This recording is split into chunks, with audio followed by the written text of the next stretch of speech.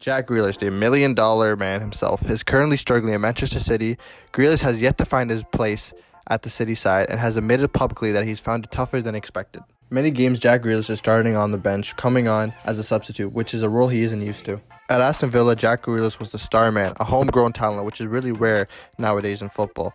He was at the club at 6 years old and became captain of the club in 2019. Before signing, Grealish was easily the best player outside the top six, and one season he single-handedly carried Aston Villa from relegation on the last day of the season. After the whole country of England went on their knees and begged Gareth Southgate to play Jack Grealish, I believe that's when Jack Grealish went from underrated to a little bit overrated.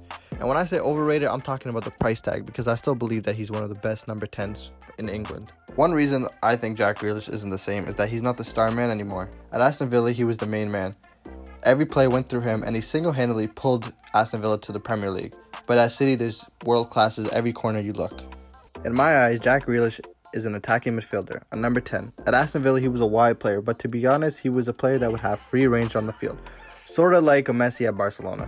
But Manchester City play team football, which positioning is very important. So personally, I think he should play in midfield rather than out wide, but it's almost impossible to get in when your competitors is Kevin De Bruyne, Bernardo Silva, and Phil Foden. At the beginning of the season, it seemed like he was going to replace Raheem Sterling, but Raheem Sterling has been in incredible form, looking like his old self. Currently writing this, Raheem Sterling scored a hat-trick on Newcastle away. There is no running away from the fact carrying around the tag of the most expensive English player can weigh heavily on anyone. And especially when you come into a high-performing side of superstars and expected to deliver the goods fast, it could be a tough task. Let's be honest, Manchester City did not need Jack Grealish. They probably got Jack Grealish, so other sides couldn't get Jack Grealish and strengthen. Being a $100 million player, you're expected a world-class player, which Jack Grealish can be, but hasn't got his footing.